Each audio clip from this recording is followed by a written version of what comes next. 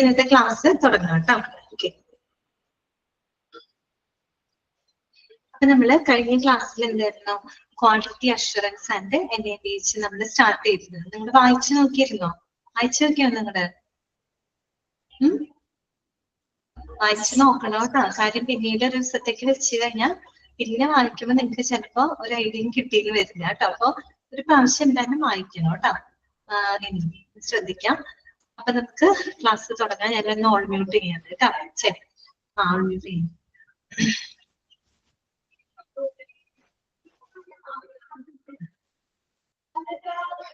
അപ്പൊ നമ്മള് കഴിഞ്ഞ ക്ലാസ്സില് ക്വാളിറ്റി അഷുറൻസ് എന്താണ്, QA എന്താണെന്ന് നമ്മൾ പഠിച്ചു, QC എന്താണെന്ന് പഠിച്ചു, പിന്നെന്താണ് QI എന്താണെന്ന് പഠിച്ചു അല്ലെ. ക്വാളിറ്റി ഇംപ്രൂവ്മെന്റ് എന്താണെന്ന് നമ്മൾ പഠിച്ചിരുന്നു. പിന്നെന്താണ് TQM അല്ലെ, ടോട്ടൽ ക്വാളിറ്റി മാനേജ്മെന്റ് എന്നതുകൊണ്ട് എന്താണ് ഉദ്ദേശിക്കുന്നത്.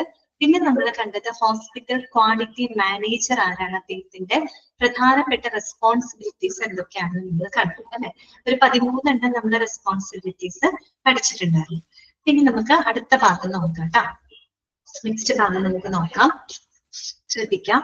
Quality certification in hospital. അതാണ് ക്വാളിറ്റി സർട്ടിഫിക്കേഷൻ ഇൻ ഹോസ്പിറ്റൽ. എന്താണ് ക്വാളിറ്റി സർട്ടിഫിക്കേഷൻ എന്നാണ് ഇവിടെ പറയുന്നത്. അപ്പൊ പ്രത്യേകം തന്നെ നോട്ട് ചെയ്ത് വെക്കുക കേട്ടോ. അവിടെ നിന്ന് ക്വസ്റ്റ്യൻസ് ചോദിക്കാനുള്ളൊരു ചാൻസ് ഉണ്ട്. അവിടെ ഒരു ഡെഫിനിഷൻ പോലെ കൊടുത്തിട്ടുണ്ട്, നോക്കുക കേട്ടോ. Quality certification is process for improving patient contentment and enhancing quality standards across the hospital of our country. ഇവിടെ വായിക്കാണ്. Quality certification is the process for improving patient contentment and enhancing the quality standards across the hospital of our country. എന്താണ് പറയുന്നത്? നമ്മുടെ രാജ്യത്തെ ആശുപത്രിയിലുടനീളം എന്താണ് രോഗിയുടെ സംതൃപ്തി മെച്ചപ്പെടുത്തുന്നതിനും അവർക്ക് ഗുണനിലവാരമുള്ള സേവനങ്ങൾ വർദ്ധിപ്പിക്കുന്നതിനുമുള്ള ഒരു പ്രക്രിയയാണ് എന്തെന്ന് പറയുന്നത് ക്വാളിറ്റി സർട്ടിഫിക്കേഷൻ. ഇതാണ് ചാപ്റ്റർ 11 അല്ലേ? നിങ്ങളുടെ എത്രയാണ്?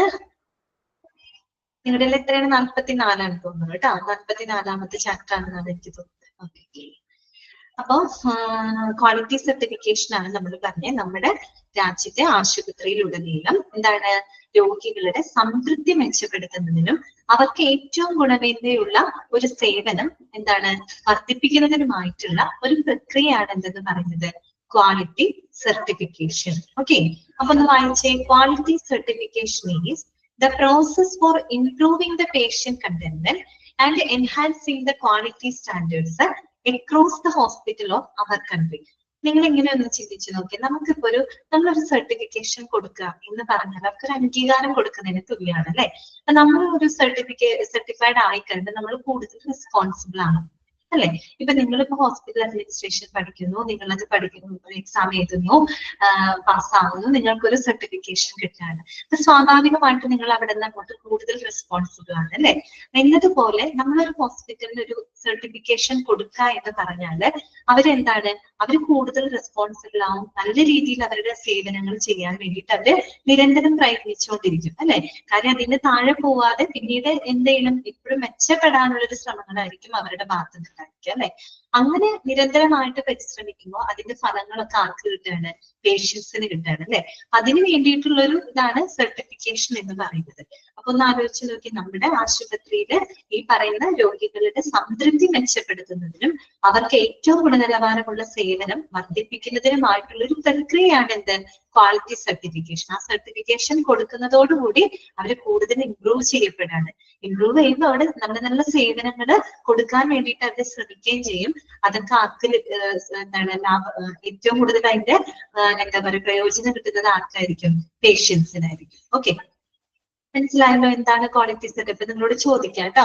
The process for improving the patient contentment and enhancing the quality standards across the hospital of our country is known as എന്താണ് അറിയപ്പെടുന്നത്? ക്വാളിറ്റി സർട്ടിഫിക്കേഷൻ എന്നാണ് അറിയപ്പെടുന്നത്. ഓക്കെ, അതൊന്ന് അണ്ടർലൈൻ ചെയ്ത് വെച്ച് പഠിക്കാം കേട്ടോ. ഇനി നമ്മൾ പഠിക്കാനായിട്ട് പോകുന്നത് organisation structure of quality management department. നമ്മുടെ ഹോസ്പിറ്റലിലെ ക്വാളിറ്റി മാനേജ്മെന്റ് ഡിപ്പാർട്ട്മെന്റിന്റെ ഒരു ഘടനയാണ് ഇനി നമ്മൾ കാണാനായിട്ട് പോകുന്നത്. ഓക്കെ, ജസ്റ്റ് ഒന്ന് മനസ്സിലാക്കി വെക്കാം കേട്ടോ. നോക്കിയേ, ഏറ്റവും ടോപ്പിൽ ആരാണ്? നോക്കിയേ, ബോർഡ് ഓഫ് ഡയറക്ടേഴ്സ് ആണ് കേട്ടോ, ടോപ്പ് മാനേജ്മെന്റ് ആണ്. എന്ന് വെച്ച് കഴിഞ്ഞാല് ആ ഒരു ഓർഗനൈസേഷന്റെ ക്വാളിറ്റി മാനേജ്മെന്റ് ഡിപ്പാർട്ട്മെന്റിന്റെ ഏറ്റവും തലപ്പത്തിരിക്കുന്ന ആൾക്കാരാണ് ബോർഡ് ഓഫ് ഡയറക്ടേഴ്സ് ആണ് കേട്ടോ. അപ്പൊ അതൊന്ന് നോട്ട് ചെയ്ത് വെക്കാം. ടോപ്പ് മാനേജ്മെന്റിൽ ഇരിക്കുന്നത് ബോർഡ് ഓഫ് ഡയറക്ടേഴ്സ് ആയിരിക്കും കേട്ടോ. അവരുടെ കീഴിൽ വരുന്നത് ആരൊക്കെയാണ്? സിഇഒ വരുന്നുണ്ട് അല്ലെ, ചീഫ് എക്സിക്യൂട്ടീവ് ഓഫീസർ. അവരെന്താണ്? അഡ്മിനിസ്ട്രേറ്റീവ് ഹെഡ് ആണ് കേട്ടോ, അഡ്മിനിസ്ട്രേറ്റീവ് ഹെഡ് ആണ്. അതുപോലെ തന്നെ എന്താണ്? മെഡിക്കൽ സൂപ്രണ്ട് അല്ലെ, മെഡിക്കൽ സൂപ്രണ്ട്. അവര് മെഡിക്കൽ കെയർ ഹോസ്പിറ്റൽ അല്ലെ, അതായത് പരിചരണം കൊടുക്കുന്നതിൽ അതിൽ നേതൃത്വം വഹിക്കുന്ന ഒരു വ്യക്തിയാണ് മെഡിക്കൽ സൂപ്രണ്ട്. ഇവരെല്ലാവരും തന്നെ എന്തിന്റെ ഭാഗമാണ്? നമ്മുടെ ക്വാളിറ്റി മാനേജ്മെന്റ് ഡിപ്പാർട്ട്മെന്റിന്റെ ഭാഗമാണ് കേട്ടോ. ഇവരെല്ലാവരും ഒരേപോലെ കോർഡിനേറ്റ് ചെയ്യുന്ന വ്യക്തി ആരാണ്? Quality manager. നമ്മൾ കഴിഞ്ഞ ക്ലാസ്സിൽ ക്വാളിറ്റി മാനേജറുടെ റെസ്പോൺസിബിലിറ്റി പറഞ്ഞപ്പോ അതിനകത്തൊരു പോയിന്റ് പറഞ്ഞിരുന്നു അല്ലെ, 11ാമത്തെ കോർഡിനേറ്റിംഗ് അസസിങ് അതോറിറ്റി അല്ലെ. ഈ പറയുന്ന അസസ് ചെയ്യുന്ന അതോറിറ്റി, വിലയിരുത്തുന്ന ക്വാളിറ്റി ഒക്കെ വിലയിരുത്തുന്ന അതോറിറ്റി ഉണ്ട് അല്ലെ ഹോസ്പിറ്റലിൽ. അതെന്താണ്? ക്വാളിറ്റി മാനേജ്മെന്റ് ഡിപ്പാർട്ട്മെന്റിൽ പ്രവർത്തിക്കുന്ന എന്താണ്? ഈ പറയുന്ന ബോർഡ് ഓഫ് ഡയറക്ടേഴ്സും ഈ പറയുന്ന സിഇഒ, മെഡിക്കൽ സൂപ്രണ്ട്, ഇങ്ങനെയുള്ളവരൊക്കെയാണ് അസസിങ് അതോറിറ്റി അല്ലെ. അവരെയായിട്ട് കോർഡിനേറ്റ് ചെയ്യാനുള്ളത് ക്വാളിറ്റി മാനേജറുടെ ഉത്തരവാദിത്തമാണെന്ന് നമ്മൾ പഠിച്ചിരുന്നു. അപ്പൊ നോക്കിക്കേട്ടുണ്ടോ, ബോർഡ് ഓഫ് ഡയറക്ടേഴ്സ്, അതുപോലെ സിഇഒ, മെഡിക്കൽ സൂപ്രണ്ടന്റ്, ഇങ്ങനെയുള്ളവരെയൊക്കെ ഒരേപോലെ കോർഡിനേറ്റ് ചെയ്ത് കൊണ്ടുപോകുന്ന വ്യക്തി ആരാണ്? ക്വാളിറ്റി മാനേജർ ആണ്. അദ്ദേഹത്തിന്റെ അണ്ടറിൽ ആര് വരുന്നുണ്ട്? അസിസ്റ്റന്റ് ക്വാളിറ്റി മാനേജർ വരുന്നുണ്ട്. ഇനി അതിന് അണ്ടറിലായിട്ട് രണ്ട് വിഭാഗക്കാരാണ് വരുന്നത്. അതിൽ ഫുള്ളി ഇതിനകത്ത് വന്നിട്ടില്ല കേട്ടോ, നിങ്ങളുടെ നോട്ടിനകത്ത് നോക്കിയാൽ മതി. ഈ സ്ക്രീനിൽ അത് ഫുള്ള് വന്നിട്ടില്ല. അപ്പൊ നിങ്ങളുടെ നോട്ടിൽ ഒന്ന് ശ്രദ്ധിക്കാം. ആരൊക്കെയാണ്? ക്വാളിറ്റി എക്സിക്യൂട്ടീവ് വരുന്നുണ്ട്, പിന്നെന്താണ്? ക്വാളിറ്റി കോർഡിനേറ്റർ, അതുപോലെ തന്നെ ക്വാളിറ്റി അസിസ്റ്റന്റ് കേട്ടോ. ഇത്രയും പേരാണ് ഇവരുടെ അണ്ടറിൽ വരുന്നത്. ഇനി ഇപ്പുറത്തോട്ട് ആരാണ്? Representative from all medical and non medical departments. അതായത് മെഡിക്കൽ ഡിപ്പാർട്ട്മെന്റ്സിന്റെയും ധാരാളം മെഡിക്കൽ ഡിപ്പാർട്ട്മെന്റ്സുകൾ ഉണ്ട് അല്ലെ ഹോസ്പിറ്റലിനകത്ത്.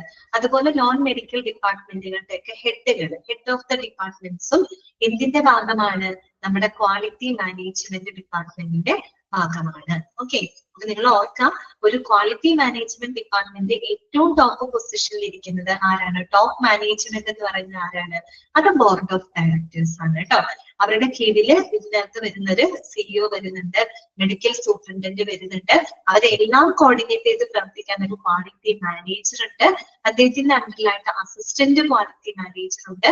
അവരുടെ അണ്ടറിലായിട്ട് ഹെഡ് ഓഫ് ദ ഡിപ്പാർട്ട്മെന്റ്സ് വരുന്നുണ്ട്. പിന്നെ ക്വാളിറ്റി എന്താ പറയുക, കോർഡിനേറ്റർ, എക്സിക്യൂട്ടീവ്, പിന്നെ ആരാണ്? അസിസ്റ്റന്റ്, അങ്ങനെയുള്ള ആളുകളൊക്കെ വരുന്നുണ്ട്. ജസ്റ്റ് ഒന്ന് മനസ്സിലാക്കി വെക്കാം കേട്ടോ. ഓക്കെ, ഇനി നമുക്ക് അടുത്ത ഭാഗത്തോട്ട് പോകാം. അടുത്തത് എന്താണ്? എക്രഡിറ്റേഷൻ ആണ് കേട്ടോ. എക്രഡിറ്റേഷൻ എന്താണ്? എക്രഡിറ്റേഷൻ എന്ന് പറഞ്ഞു കഴിഞ്ഞാല് അംഗീകാരമാണ് അല്ലെ, അംഗീകാരമാണ് ഇവിടെ ഉദ്ദേശിക്കുന്നത്. അപ്പൊ നോക്കൂ, accreditation refers to public recognition. ഈ അംഗീകാരം അല്ലെ, അക്രഡിറ്റേഷൻ എന്ന് പറഞ്ഞാൽ എന്താണ്? ഇറ്റ്സ് എ പബ്ലിക് റെക്കഗ്നീഷൻ അല്ലെ, ഒരു പൊതു അംഗീകാരത്തിനെയാണ് നമ്മൾ എന്ത് പറയുന്നത്? എക്രഡിറ്റേഷൻ എന്ന് പറയുന്നത്. അംഗീകാരം കൊടുക്കുന്നത് അതിനകത്തുള്ള ആളുകളാണോ? അല്ല, പുറത്തുള്ള ആളുകളാണ് അംഗീകാരം കൊടുക്കുന്നത് അല്ലെ. എന്നാലല്ലേ ഇതിനൊരു ക്രെഡിബിലിറ്റി മറ്റും ഉണ്ടാവുള്ളൂ. അക്രഡിറ്റേഷൻ എന്ന് പറഞ്ഞ എന്താണ്? ഒരു പൊതു അംഗീകാരത്തിനെയാണ് സൂചിപ്പിക്കുന്നത് അല്ലെ.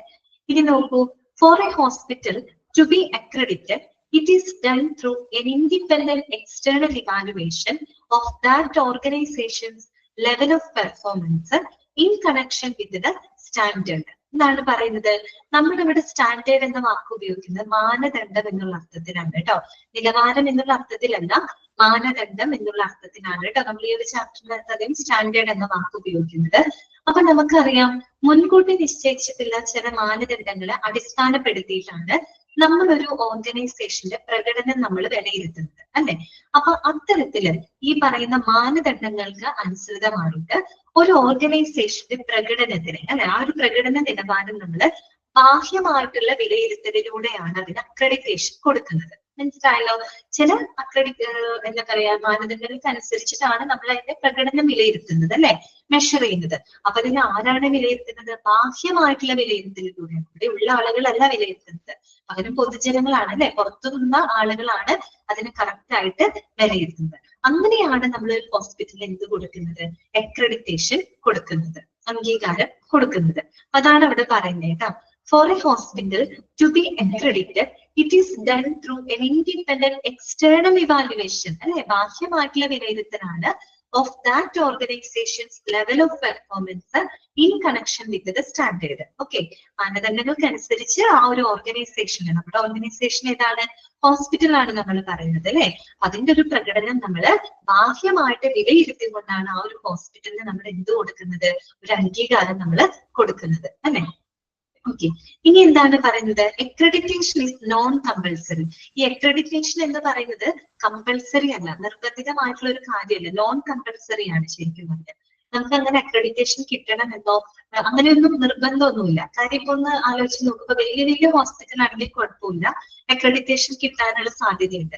അതേസമയം നമ്മൾ റൂറൽ ഏരിയസിലുള്ള ഹോസ്പിറ്റൽസ് ഒക്കെ ആണെങ്കിൽ ഒരു അക്രഡിറ്റേഷൻ കിട്ടാൻ പാകത്തിലുള്ള റിസോഴ്സ് ഒന്നും ചിലപ്പോൾ അവർക്ക് ഉണ്ടായിക്കൊള്ളണമെന്നില്ല അല്ലെ, അല്ലെങ്കിൽ അക്രഡിറ്റേഷൻ കിട്ടാനായിട്ട് ഭയങ്കര കോസ്റ്റ് അവർക്ക് വേണ്ടതായിട്ട് വരും, അല്ലെങ്കിൽ ഈ പറയുന്ന മറ്റേതെങ്കിലും ആൾട്ടർനേറ്റീവ് രീതിയിൽ അവർക്ക് എന്താണ് അക്രഡിറ്റേഷൻ കിട്ടാനുള്ള സാധ്യതയുണ്ടായിരിക്കും. അങ്ങനെയൊക്കെ നോക്കുമ്പോൾ അക്രഡിറ്റേഷൻ വേണമെന്ന് പറയുന്നത് നമുക്ക് നിർബന്ധമുള്ള കാര്യമൊന്നുമില്ല. കാര്യം നമ്മുടെ നാട്ടിലായാലും അക്രഡിറ്റേഷൻ ഇല്ലാതെ പ്രവർത്തിക്കുന്ന ഹോസ്പിറ്റലുകളൊക്കെ ഉണ്ട് അല്ലെ, ഒത്തിരി ഹോസ്പിറ്റലുകളൊക്കെ ഉണ്ട്. അപ്പൊ അക്രഡിറ്റേഷൻ എന്ന് പറയുന്നത് നോൺ കമ്പൽസറി ആണ് കേട്ടോ, നിർബന്ധമായിട്ടുള്ള ഒരു കാര്യം നമുക്ക് പറയാനായിട്ട് പറ്റില്ല. പിന്നെന്താണ്, it is N on going or continuous process. ഇതെന്ന് പറഞ്ഞാൽ എന്താണ്, ഒരു കണ്ടിന്യൂസ് പ്രോസസ് ആണ് അല്ലെ, എന്ന് വെച്ചാൽ തുടർച്ചയായിട്ട് നടന്നുകൊണ്ടിരിക്കുന്ന ഒരു പ്രോസസ് ആണ്. ഒരു അക്രഡിറ്റേഷൻ കിട്ടുക എന്ന് പറഞ്ഞാൽ പെട്ടെന്ന് ഒരു ദിവസം കൊണ്ട് കിട്ടുന്നതല്ല, അത് ശരിക്കും പറഞ്ഞാൽ നിരന്തരമായിട്ടുള്ള പ്രയത്നത്തിലൂടെ അല്ലെങ്കിൽ തുടർച്ചയായിട്ടൊരു ക്വാളിറ്റി ഇംപ്രൂവ്മെന്റിലൂടെയാണ് നമുക്ക് എന്ത് നേടിയെടുക്കുന്നത്, ഒരു അക്രഡിറ്റേഷൻ നേടിയെടുക്കുന്നത് അല്ലെ. അല്ലെങ്കിൽ എന്താണ്, ഒരു അക്രഡിറ്റേഷൻ കിട്ടാൻ വേണ്ടിയിട്ട് നമ്മൾ എന്ത് ചെയ്തുകൊണ്ടിരിക്കണം, നിരന്തരം ഇങ്ങനെ പ്രവർത്തിച്ചുകൊണ്ടേയിരിക്കണം. അതുകൊണ്ടാണ് പറയുന്നത് it is N on going or continuous process എന്ന് പറയുന്നത്. മനസ്സിലായോ? നമ്മൾ പറഞ്ഞ ആശയങ്ങൾ ഇത്രയേ ഉള്ളൂ. അക്രഡിറ്റേഷൻ എന്ന് പറയുന്നത് എന്താ ഉദ്ദേശിക്കുന്നത്, ഒരു പബ്ലിക് റെക്കഗ്നീഷനാണ്, ഒരു പൊതു അംഗീകാരത്തിനെയാണ് നമ്മൾ സൂചിപ്പിക്കുന്നത്. അത് മാത്രമല്ല, മുൻകൂട്ടി നിശ്ചയിച്ചിട്ടുള്ള മാനദണ്ഡങ്ങൾക്ക് അനുസരിച്ചുകൊണ്ട് ഒരു ഹോസ്പിറ്റലിന്റെ പ്രകടന നിലവാരം ബാഹ്യമായിട്ട് വിലയിരുത്തിക്കൊണ്ടാണ് നമ്മൾ ആ ഒരു ഹോസ്പിറ്റലിന് എന്ത് കൊടുക്കുന്നത്, അക്രഡിറ്റേഷൻ നമ്മൾ കൊടുക്കുന്നത്. ഓക്കെ ലിറ്റി, കറക്റ്റ് ആണ് കേട്ടോ, കറക്റ്റ് ആണ് കേട്ടോ ലിറ്റി. ഓക്കെ, പിന്നെ എന്താണ് നമ്മൾ പറഞ്ഞത്, അക്രഡിറ്റേഷൻ എന്ന് പറയുന്നത് നോൺ കമ്പൽസറി ആണ് കേട്ടോ, നിർബന്ധിതമാണെന്ന് നമുക്ക് പറയാനായിട്ട് പറ്റില്ല. പിന്നെ മാത്രമല്ല it is A continuous on going process ആണ് അല്ലെ. ഇതൊക്കെ എന്താണ്, അക്രഡിറ്റേഷന്റെ ചില പ്രത്യേകതകളാണ് ഈ പറഞ്ഞത്. കണ്ടിന്യൂസ് പ്രോസസ് ആണ്, അത് നോൺ കമ്പൽസറി ആണ്, അതൊരു പബ്ലിക് റെക്കഗ്നീഷൻ ആണ്, അങ്ങനെയുള്ള ചില കാര്യങ്ങളൊക്കെയാണ് ഇതിനകത്ത് പറയുന്നത് കേട്ടോ. ഓക്കെ, മനസ്സിലായല്ലോ. ഇനി നമ്മൾ പഠിക്കാൻ പോകുന്നത് ഈ ഒരു അക്രഡിറ്റേഷൻ കൊണ്ട് എന്തൊക്കെ ബെനിഫിറ്റ്സുകളാണുള്ളത്, അത് ഓരോരുത്തർക്കും ഉള്ള ബെനിഫിറ്റ്സ് നമ്മൾ എടുത്തു പറയുന്നുണ്ട്. പേഷ്യൻസിനുള്ളൊരു ബെനിഫിറ്റ്സ് എന്താണ്, അതുപോലെ തന്നെ ആ ഒരു ഹോസ്പിറ്റലിന്, ആ ഒരു ഓർഗനൈസേഷൻ അക്രഡിറ്റേഷൻ കൊണ്ട് എന്തൊക്കെ പ്രയോജനമുണ്ട്. പിന്നെ എന്താണ് നമ്മൾ പഠിക്കുക, അവിടുത്തെ സ്റ്റാഫുകൾ അല്ലെ, ആ ഒരു ഹോസ്പിറ്റലിൽ വർക്ക് ചെയ്യുന്ന സ്റ്റാഫുകൾക്ക് എങ്ങനെയൊക്കെ അത് പ്രയോജനപ്പെടുന്നുണ്ട്, ഇങ്ങനെയുള്ള കാര്യങ്ങളാണ് ഇനി നമ്മൾ പഠിക്കാനായിട്ട് പോകുന്നത്. ഓക്കെ, അപ്പൊ നമുക്ക് ആദ്യത്തെ നോക്കാം കേട്ടോ, ബെനിഫിറ്റ്സ് ഓഫ് അക്രഡിറ്റേഷൻ. ഫസ്റ്റ് നമ്മൾ പറയുന്നത് ബെനിഫിറ്റ്സ് ഓഫ് പേഷ്യൻസ് ആണ് കേട്ടോ, അതായത് ഈ പറയുന്ന രോഗികൾക്കുള്ള ബെനിഫിറ്റ്സുകൾ എന്തൊക്കെയാണ്, അതാണെങ്കിൽ നമ്മൾ കാണാനായിട്ട് പോകുന്നത്. അപ്പൊ ഫസ്റ്റ് പോയിന്റ് നോക്കാം, എല്ലാം ഏകദേശം ഒരേ പോയിന്റ് തന്നെയാണ് പറയുന്നത്. പിന്നെന്താണ്, പല രീതിയിൽ അത് സെന്റൻസിൽ പല രീതിയിൽ പറയുന്നു മാത്രം കേട്ടോ, കൺസെപ്റ്റ് ഒന്ന് തന്നെയുള്ളൂ. ഓക്കെ, എല്ലാത്തിന്റെ ഉദ്ദേശം നമ്മൾ ഈ പറയുന്ന NABH ആയാലും NABL ആയാലും ISO ആയിക്കഴിഞ്ഞാലും അല്ലെങ്കിൽ ഈ പറയുന്ന എല്ലാത്തിന്റെയും അൾട്ടിമേറ്റ് എയിം എന്ന് പറഞ്ഞാൽ എന്താണ്, ക്വാളിറ്റി കെയർ, പേഷ്യന്റ് സേഫ്റ്റി. അത് തന്നെയാണ് എല്ലാത്തിന്റെയും അൾട്ടിമേറ്റ് ലക്ഷ്യം എന്ന് പറയുന്നത് കേട്ടോ. അപ്പൊ നോക്കാം, ബെനിഫിറ്റ്സ് ഫോർ പേഷ്യൻസ് കേട്ടോ, രോഗികൾക്കുള്ള ബെനിഫിറ്റ്സ് എന്തൊക്കെയാണ്. അപ്പൊ ഫസ്റ്റ് പോയിന്റ് പറയുന്നത് the patients are the biggest beneficiary. അതൊന്ന് അണ്ടർലൈൻ ചെയ്ത് വെക്കാം കേട്ടോ. ഏറ്റവും കൂടുതൽ, ഏറ്റവും വലിയ ഗുണഭോക്താക്കൾ എന്ന് പറയുന്നത് ആര് തന്നെയാണ്, രോഗികളാണ്, പേഷ്യൻസ് ആണ് കേട്ടോ. ഒരു അക്രഡിറ്റേഷനുള്ള ഒരു അക്രഡിറ്റഡ് ആയിട്ടുള്ള ഒരു ഹോസ്പിറ്റലിൽ നിന്നും സേവനം കിട്ടുന്ന പേഷ്യൻസിനാണ് ഏറ്റവും വലിയ ഗുണഭോക്താക്കൾ എന്ന് പറയുന്നത്. എന്ന് പറഞ്ഞാൽ ആ ഒരു സ്ഥാപനത്തിനും അവിടുത്തെ ജീവനക്കാർക്കും പ്രയോജനം ഇല്ല എന്നല്ല ഉദ്ദേശിച്ചത്, അവരെക്കാളും ഉപരി ഏറ്റവും പ്രയോജനം ലഭിക്കുന്നത് ആർക്ക് തന്നെയാണ്, പേഷ്യൻസിന് തന്നെയാണ് കേട്ടോ. അതൊന്ന് പ്രത്യേകം നോട്ട് ചെയ്ത് വെക്കാം, patients are the biggest beneficiary. രണ്ടാമത്തെ പോയിന്റ് എന്താണ് പറയുന്നത്, accreditation causes high quality of care and patient safety.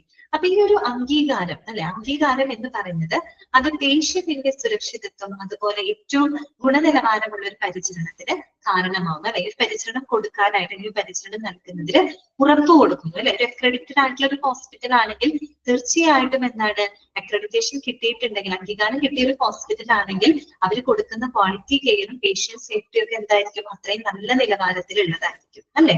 അപ്പൊ അതാണ് അവിടെ പറയുന്നത്, പേഷ്യന്റിന്റെ സേഫ്റ്റി, അവർക്ക് കൊടുക്കുന്ന പരിചരണത്തിന്റെ ഗുണനിലവാരം എല്ലാത്തിനും എന്ത് കാരണമാവുന്നുണ്ട്, അക്രഡിറ്റേഷൻ ഹെൽപ്പ് ചെയ്യുന്നുണ്ട്. ഓക്കെ, അക്രഡിറ്റേഷൻ എന്ന് പറഞ്ഞൊരു സർട്ടിഫിക്കേഷൻ കിട്ടുന്ന പോലെ തന്നെയാണ്. അപ്പൊ അതിനനുസരിച്ച് ഹോസ്പിറ്റൽ അത്രയും റെസ്പോൺസിബിൾ ആയിട്ട് പെരുമാറും. അതിന്റെ എല്ലാ ഫലം കിട്ടുന്നത് ആർക്കാണ്, പേഷ്യൻസിന് അഥവാ കസ്റ്റമേഴ്സിനാണ്. ഓക്കെ, മൂന്നാമത്തെ പോയിന്റ് പറഞ്ഞത് the patients are serviced by the credentialed medical staff. അത് മാത്രമല്ല, ഒരു അക്രഡിറ്റഡ് ഹോസ്പിറ്റലില് പേഷ്യൻസിന് സേവനം കൊടുക്കുന്നത് ആരാണ്, വളരെ യോഗ്യതയുള്ള മെഡിക്കൽ സ്റ്റാഫുകളാണ് അല്ലെ. വളരെ ക്രെഡൻഷ്യൽഡ് ആയിട്ടുള്ള, അതായത് യോഗ്യതയുള്ള മെഡിക്കൽ സ്റ്റാഫുകളായിരിക്കും നമ്മുടെ പേഷ്യൻസിന് സേവനങ്ങൾ കൊടുക്കുന്നത്. അപ്പൊ അവർക്കുള്ള ഗുണമല്ലേ അത്. അടുത്തത് എന്താണ്, the rights of patients are esteemed and protected. അത് മാത്രമല്ല, ഒരു അക്രഡിറ്റഡ് ആയിട്ടുള്ള ഹോസ്പിറ്റലിൽ പോകുന്ന പേഷ്യൻസിന് അവർക്ക് അവരുടെ അവകാശങ്ങളെല്ലാം തന്നെ എന്ത് ചെയ്യപ്പെടുന്നുണ്ട്, പ്രൊട്ടക്ട് ചെയ്യപ്പെടുന്നുണ്ട് അല്ലെ. അതിന് കൂടുതൽ ബഹുമാനിക്കപ്പെടുന്നുണ്ട്. ശരിയല്ലേ പറയുന്നത്. ഒരു അക്രഡിറ്റഡ് ഹോസ്പിറ്റലിൽ പോയാൽ മറ്റുള്ളൊരു നിലവാരം കുറഞ്ഞൊരു ഹോസ്പിറ്റലിൽ പോകുന്ന പോലെ അല്ല അല്ലെ. അവിടെ രോഗികളെ സംബന്ധിച്ച് അവർക്ക് എല്ലാ അവകാശങ്ങളും അവര് എന്താണ്, അവർക്ക് കിട്ടും അല്ലെ. അവരുടെ പ്രൈവസി അല്ലെങ്കിൽ അവരുടെ ട്രീറ്റ്മെന്റിലായിക്കോട്ടെ, അവർക്ക് കിട്ടുന്ന പരിചരണം എല്ലാത്തിനും എന്തായിരിക്കും, ഒരു ക്വാളിറ്റി ഉണ്ടായിരിക്കും അല്ലെ. അവരുടെ അവകാശങ്ങളെല്ലാം തന്നെ അവിടെ സംരക്ഷിക്കപ്പെടുകയും ബഹുമാനിക്കപ്പെടുകയും ചെയ്യും. ഓക്കെ, പിന്നെന്താണ്, the patient satisfaction is frequently evaluated. പിന്നെന്താണ്, പേഷ്യന്റിന്റെ സംതൃപ്തി പലപ്പോഴായിട്ട് എന്ത് ചെയ്യപ്പെടുന്നുണ്ട്, വിലയിരുത്തപ്പെടുന്നുണ്ട്. മനസ്സിലായോ. അവിടെ എപ്പോഴും പേഷ്യൻസിന്റെ ഫീഡ്ബാക്ക് കറക്റ്റ് ആയിട്ട് എടുത്ത് എന്തെങ്കിലും മെച്ചപ്പെടുത്താനൊക്കെ ഉണ്ടെങ്കിൽ അത് നിരന്തരം അവർ ചെയ്തുകൊണ്ടേയിരിക്കും. അങ്ങനെയാണ് അവർ ക്വാളിറ്റി കെയർ പ്രൊവൈഡ് ചെയ്യുന്നത്. അപ്പൊ അവിടെ പേഷ്യന്റിന്റെ സംതൃപ്തി പലപ്പോഴായിട്ട് വിലയിരുത്തുന്നുണ്ട്. ഇതൊക്കെയാണ് എന്ത്, ഒരു അക്രഡിറ്റേഷൻ കൊണ്ട് ഒരു പേഷ്യൻസിന് ലഭിക്കുന്ന ഗുണങ്ങൾ ഇതൊക്കെയാണ്. അപ്പൊ നമ്മൾ പറഞ്ഞു, പേഷ്യൻസ് ആണ് ഏറ്റവും വലിയ ഗുണഭോക്താക്കള്. അവരുടെ സുരക്ഷിതത്വം അതുപോലെ തന്നെ അവർക്കുള്ള ഏറ്റവും ഗുണനിലവാരമുള്ള പരിചരണം എല്ലാം വർദ്ധിപ്പിക്കുന്നതിന് ഈ ഒരു അക്രഡിറ്റേഷൻ സഹായിക്കുന്നുണ്ട്. പിന്നെ മാത്രമല്ല, അവർക്ക് സേവനം കൊടുക്കുന്ന വളരെ യോഗ്യതയുള്ള മെഡിക്കൽ സ്റ്റാഫുകളായിരിക്കും. പിന്നെ അങ്ങനെയുള്ള ഒരു ഹോസ്പിറ്റലിൽ പോകുമ്പോൾ പേഷ്യൻസിന് അവരുടെ അവകാശങ്ങൾ ബഹുമാനിക്കപ്പെടുന്നു, പ്രൊട്ടക്ട് ചെയ്യപ്പെടുന്നു. മാത്രമല്ല, അവരുടെ ആ ഒരു സംതൃപ്തി പലപ്പോഴായിട്ട് അവിടെ വിലയിരുത്തപ്പെടുകയും ചെയ്യുന്നു. ഇതൊക്കെയാണ് പേഷ്യൻസിന് കിട്ടുന്ന ബെനിഫിറ്റ് കേട്ടോ. അക്രഡിറ്റേഷൻ മൂലം കിട്ടുന്ന ബെനിഫിറ്റുകൾ അതൊക്കെയാണ്. ഇനി നമുക്ക് പഠിക്കാനുള്ളത്, ക്ലിയർ ആവുന്നില്ല ഞാൻ പറയുന്നത്, മനസ്സിലാവുന്നില്ലേ നിങ്ങൾക്ക്? ഓക്കെ അല്ലേ? പ്രശ്നമില്ലല്ലോ? എന്തെങ്കിലും ഡൗട്ട് ഉണ്ടെങ്കിൽ പറയണോ കേട്ടോ. അപ്പൊ തന്നെ ചോദിക്കണേ. എല്ലാം കഴിഞ്ഞിട്ട് ലാസ്റ്റ് ചോദിക്കാൻ നിൽക്കണ്ട.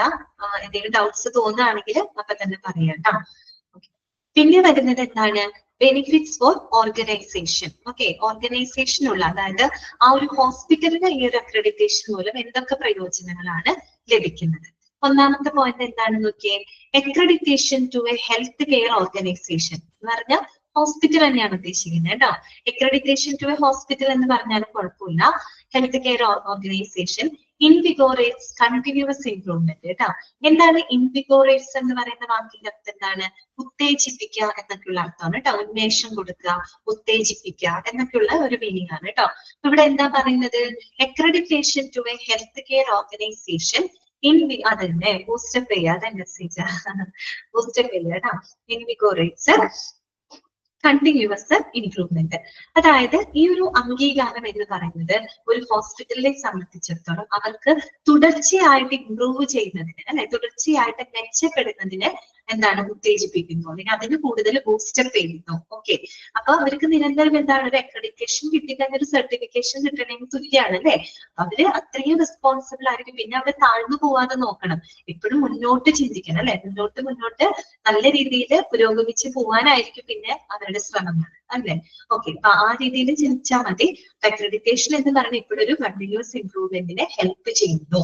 ഓക്കെ, പിന്നെന്താണ്, it lets the organization demonstrate commitment to quality care and the patient safety thereby guarantees best clinical outcomes. നമ്മൾ ഈ ഫസ്റ്റ് പറഞ്ഞ പോയിന്റ് ഇല്ലേ, അത് തന്നെ വേറൊരു രീതിയിൽ പറയുന്നതെന്ന് മാത്രം കേട്ടോ.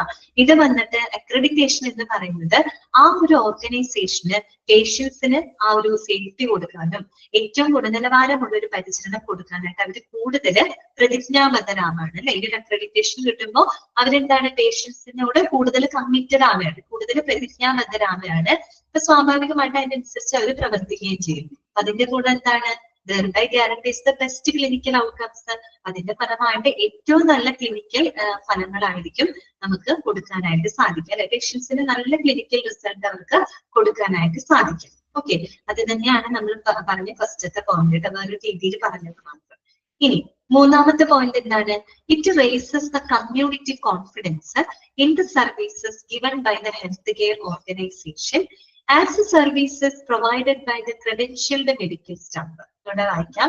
It raises community confidence in the services given by the healthcare organization as the services provided by the credentialed medical staff.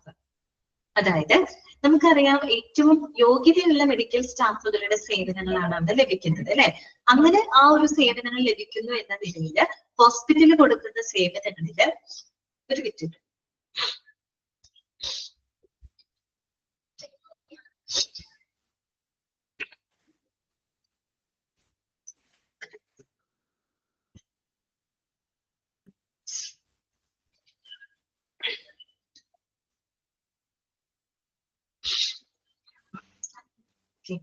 അപ്പൊ പറയാം, മറ്റേ പറഞ്ഞ എന്തായിരുന്നു, അതായത് ഏറ്റവും എന്താണ് യോഗ്യതയുള്ള മെഡിക്കൽ സ്റ്റാഫുകൾ കൊടുക്കുന്ന സേവനങ്ങൾ എന്ന നിലയിൽ ആ ഒരു ഹോസ്പിറ്റലിൽ കൊടുക്കുന്ന സേവനങ്ങളില് സമൂഹത്തിന് എന്തുണ്ടായിരിക്കും, ഒരു കോൺഫിഡൻസ് ഉണ്ടായിരിക്കും, ഒരു ആത്മവിശ്വാസം ഉണ്ടായിരിക്കും.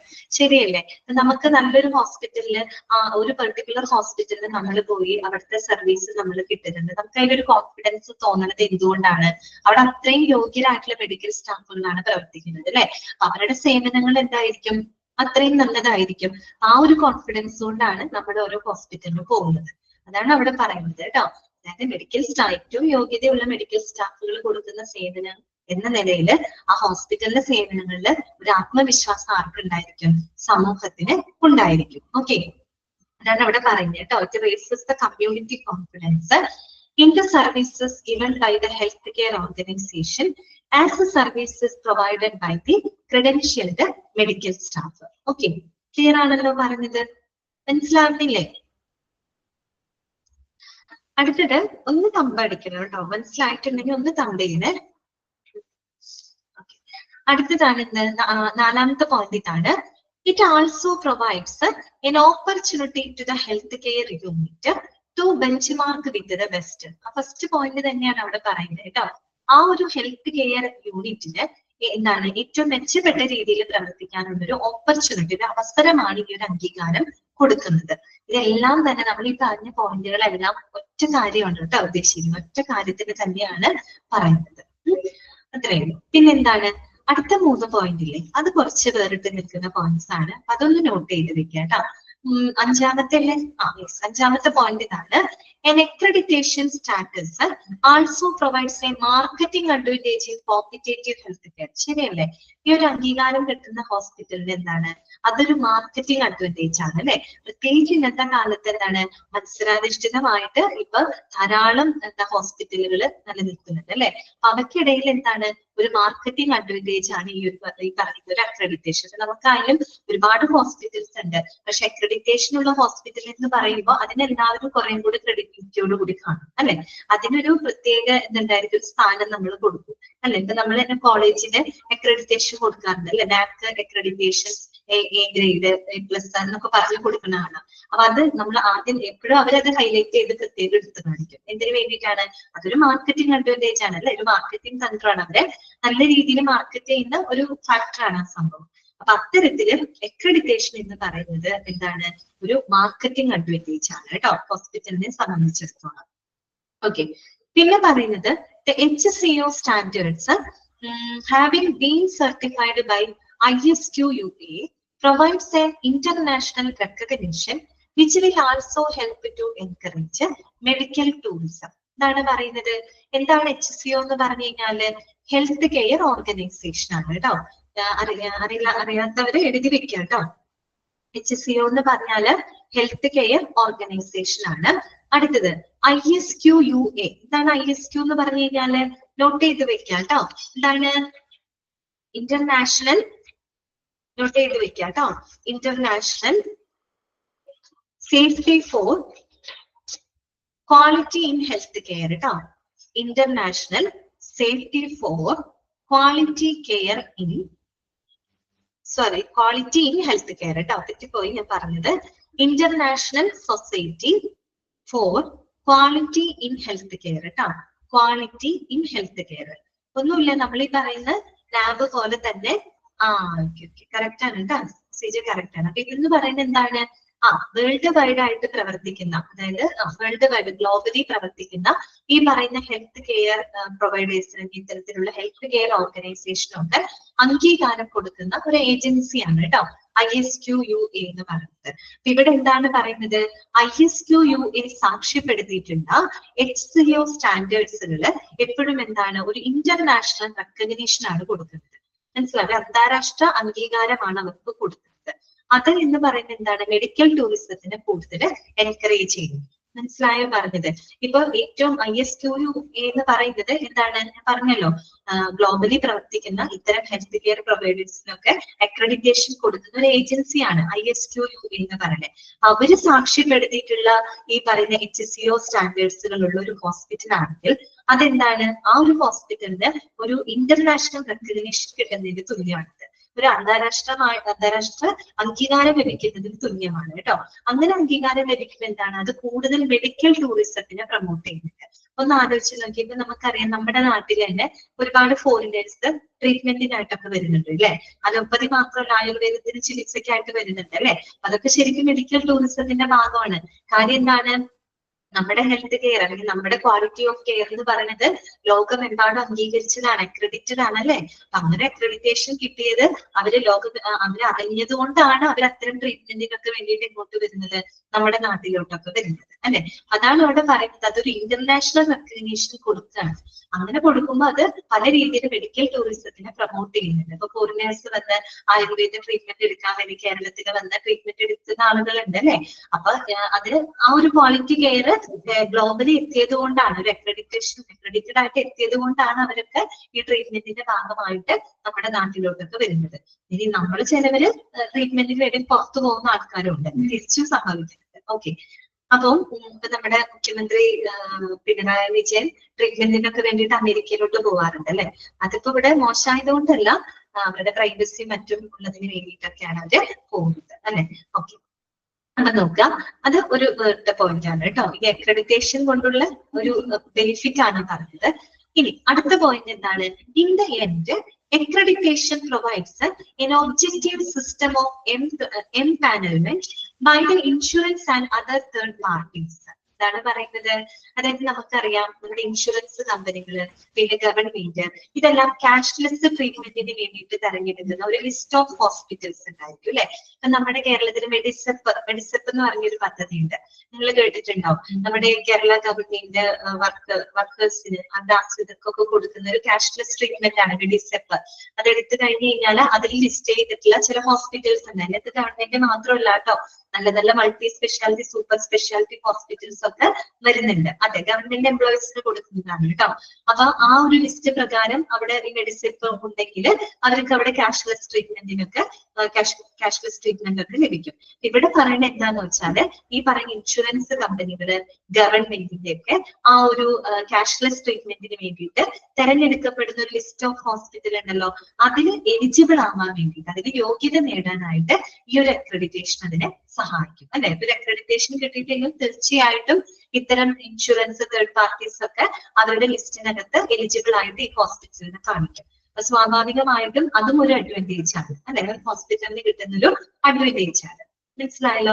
ഇതൊക്കെയാണ് ഇത് ഒരു ഓർഗനൈസേഷന് ലഭിക്കുന്ന ബെനിഫിറ്റ്സ്. എന്തൊക്കെയാണ് നമ്മൾ പറഞ്ഞ പോയിന്റ്സുകൾ? എന്തൊക്കെയാണ്?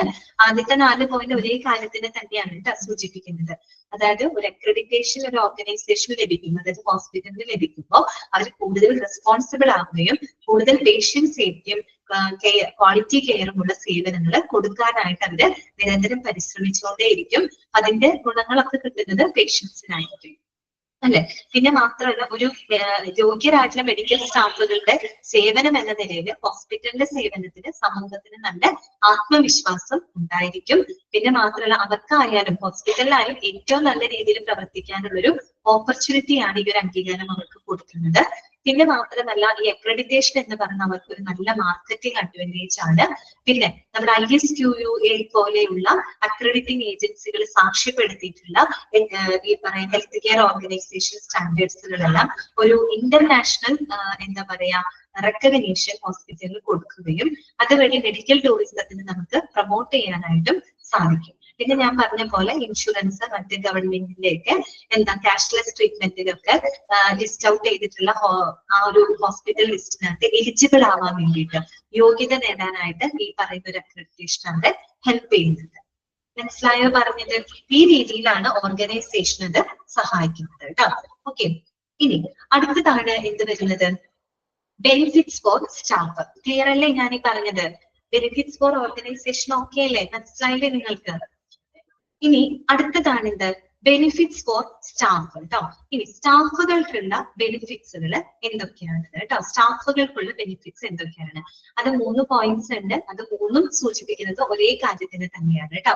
നോക്കാം. The staff in an accredited hospital is content a lot since it provides for continuous learning, good working environment and leadership. എന്താണ് പറയുന്നത്? ഒരു അക്രഡിറ്റഡ് ഹോസ്പിറ്റലില് വർക്ക് ചെയ്യുന്ന ജീവനക്കാരൻ എന്തായിരിക്കും? ഒരു പൂർണ്ണ സംതൃപ്തരായിരിക്കും, വളരെ സാറ്റിസ്ഫൈഡ് ആയിരിക്കും. അത് കിട്ടിയില്ലേ? ISQUA കിട്ടിയില്ലേ എന്താണുള്ളത്? അപ്പൊ നോക്കുക കേട്ടോ. ബെനിഫിറ്റ്സ് ഫോർ സ്റ്റാഫുകളുടെ ബെനിഫിറ്റ്സ് ആണ് നമ്മൾ പറയുന്നത്. അതായത് ഈ അക്രഡിറ്റഡ് ഹോസ്പിറ്റലിലൊക്കെ വർക്ക് ചെയ്യുന്ന സ്റ്റാഫുകൾ അവര് പൂർണ്ണ തൃപ്തരായിരിക്കും, സാറ്റിസ്ഫൈഡ് ആയിരിക്കും. കാര്യം എന്താന്ന് വെച്ച് കഴിഞ്ഞാല് അത് സ്റ്റാഫുകൾക്ക് എന്താണ്? It provides for continuous learning. അവർക്ക് കണ്ടിന്യൂസ് ആയിട്ട് പഠിക്കാന്ന് വെച്ചാൽ അവര് പഠിക്കാൻ ഇൻ ദ സെൻസ് ഇവിടെ ഉദ്ദേശിക്കുക അവർക്ക് കൂടുതൽ ഇമ്പ്രൂവ് ചെയ്യാനുള്ള ഒരു അവസരമാണ് അവിടെ കൊടുക്കുന്നത് കേട്ടോ. കണ്ടിന്യൂസ് ലേൺ ചെയ്യാനും അതുപോലെ ഗുഡ് വർക്കിംഗ് എൻവയോൺമെന്റ് അല്ലെ, നല്ല തൊഴിൽ സാഹചര്യങ്ങൾ അവർക്ക് ഒരുക്കി കൊടുക്കുന്നു. അതുപോലെ തന്നെ ലീഡർഷിപ്പ് അല്ലെ, നല്ല നേതൃത്വ പാഠവം എന്ന് പറഞ്ഞാൽ ചുരുക്കി പറഞ്ഞ എന്താണ്? സ്റ്റാഫുകൾക്ക് അവരെ സ്വയം പരിപോഷിപ്പിക്കാനുള്ള ഒരു പ്ലാറ്റ്ഫോം അതിലൂടെ നമുക്ക് ലഭിക്കുകയാണ് അല്ലെ. അപ്പൊ ഈ അങ്ങനെ ആ ഒരു രീതിയിൽ അക്രഡിറ്റഡ് ആയിട്ടുള്ള ഒരു ഹോസ്പിറ്റലിൽ വർക്ക് ചെയ്യുന്ന സ്റ്റാഫുകൾ എപ്പോഴും എന്തായിരിക്കും? അവർ വളരെ സാറ്റിസ്ഫൈഡ് ആയിരിക്കും. കാര്യം അവർക്ക് നല്ല വർക്ക് തൊഴിൽ സാഹചര്യങ്ങൾ ഒരുക്കി കൊടുക്കും. അവർക്ക് കണ്ടിന്യൂസ് ആയിട്ട് മെച്ചപ്പെടാനുള്ള ഒരു അവസരം അവിടെ ഉണ്ട്. അതുകൊണ്ടൊക്കെ അവർ വളരെ തൃപ്തരായിരിക്കും കേട്ടോ. ഓക്കെ, അതാണ് അവർക്ക് കിട്ടുന്ന ബെനിഫിറ്റ് എന്ന് പറയുന്നത്. അതെ, അവര് വിൽ ബി അപ്ഡേറ്റഡ്. അവരെപ്പോഴും അപ്ഡേറ്റഡ് ആയിരിക്കും അല്ലെ. അവരെപ്പോഴും അപ്ഡേറ്റഡ് ആയിട്ടുള്ള ആളുകളായിട്ട് മാറിക്കൊണ്ടിരിക്കും. ഔട്ട്ഡേറ്റഡ് ആവരുതല്ലോ. നമ്മളെപ്പോഴും അപ്ഡേറ്റഡ് ആയിട്ടിരിക്കാനായിട്ട് ശ്രമിക്കണം അല്ലെ. കാലത്തിനൊത്ത് മുന്നോട്ട് പോകാനായിട്ട് നമ്മളെപ്പോഴും ശ്രമിക്കണം. അടുത്തത് എന്താണ്? അതിനുള്ള പ്ലാറ്റ്ഫോമും കൂടെ കിട്ടണം അല്ലെ. പ്ലാറ്റ്ഫോമും കൂടെ കിട്ടണം. നമ്മളിതിൽ ഒതുങ്ങി ഇരുന്നിട്ട് കാര്യമില്ല. നമ്മള് മുന്നോട്ട് പോയാലാണ് അതിനുള്ളൊരു പ്ലാറ്റ്ഫോമും കൂടെ കിട്ടിക്കഴിഞ്ഞാലാണ് നമുക്ക് അപ്ഡേറ്റ് ചെയ്ത് പോകാൻ പറ്റില്ല. അപ്പൊ അങ്ങനെ ഒരു പ്ലാറ്റ്ഫോം എവിടെ കിട്ടും? അക്രഡിറ്റഡ് ഹോസ്പിറ്റലിനകത്ത് കിട്ടുന്നുണ്ട്. ഓക്കെ, ഇനി നോക്കുക കേട്ടോ. Capabilities and skills of staff also get enhanced in an accredited hospital. പിന്നെ അതന്നെയാണ് ഫസ്റ്റ് പോയിന്റ് തന്നെയാണ് അവർ സൂചിപ്പിക്കുന്നത് കേട്ടോ. ഒരു അക്രഡിറ്റഡ് ഹോസ്പിറ്റലിൽ വർക്ക് ചെയ്യുന്ന സ്റ്റാഫുകൾക്ക് അവരുടെ കേപ്പബിലിറ്റീസ് അല്ലെ, അവരുടെ ആ ഒരു എഫിഷ്യൻസി, അവരുടെ സ്കില്ലുകള്, അവരുടെ നോളജ്, അതൊക്കെ അവർക്ക് എന്ത് ചെയ്യാൻ പറ്റും? വർദ്ധിപ്പിക്കാനായിട്ട് സാധിക്കും അല്ലെ. പിന്നെന്താണ്? It enhances the comprehensive professional development, knowledge and skill in systematic ways with the defined ownership and accountability of all the staff that include medical and paramedical staff. ഇതെല്ലാം ഒരേ കാര്യം തന്നെയാണ് കേട്ടോ. ഇത് കുറച്ച് വിസ്തരിച്ച് പറഞ്ഞെന്ന് മാത്രമേ ഉള്ളൂ. അതായത് മെഡിക്കൽ, പാരാമെഡിക്കൽ സ്റ്റാഫുകൾ അങ്ങനെയുള്ള ജീവനക്കാർ ഉൾപ്പെടെ എല്ലാ ആളുകളുടെയും എന്താണ് വളരെ സിസ്റ്റമാറ്റിക് ആയിട്ടുള്ള രീതിയിൽ പ്രൊഫഷണൽ ഡെവലപ്മെന്റും നോളജും അവരുടെ സ്കില്ലും ഒക്കെ ഡെവലപ്പ് ചെയ്യാനായിട്ട് സഹായിക്കുന്നു. ഒരു മിനിറ്റ്.